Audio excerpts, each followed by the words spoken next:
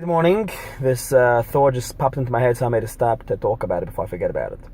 So, I want to talk about the difference between a evil person who talks and says his opinion and a righteous person who talks. The evil person is selfish. They'll only say something which will be for their benefit, and there's no sense behind it, there's no logic behind it. There's nothing behind it but selfish and self-centered.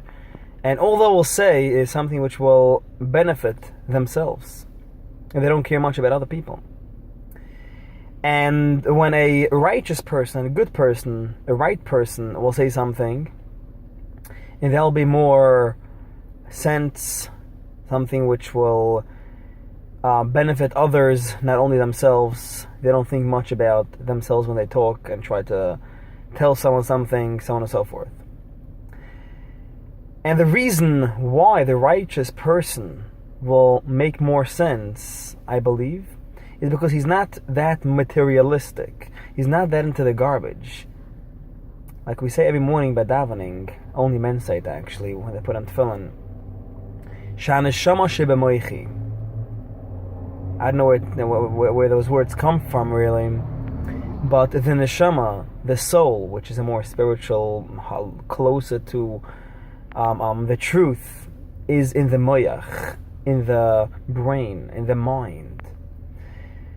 Shaneshama shebemoichi just tells us that a righteous person has his soul into his brain, a brain into his soul. It's interconnected to each other. So when they say something, it's more sense and more in a spiritual level, so to speak. But a Russia, the evil person, as we know, they're just so selfish that whatever they say is just for themselves and how to get them to a better place, get themselves to get money or fame, whatever.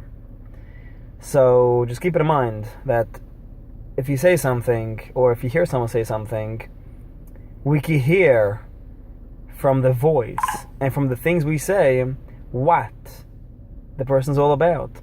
If we see that he's self-centered or she is selfish, then we know this person is an evil person.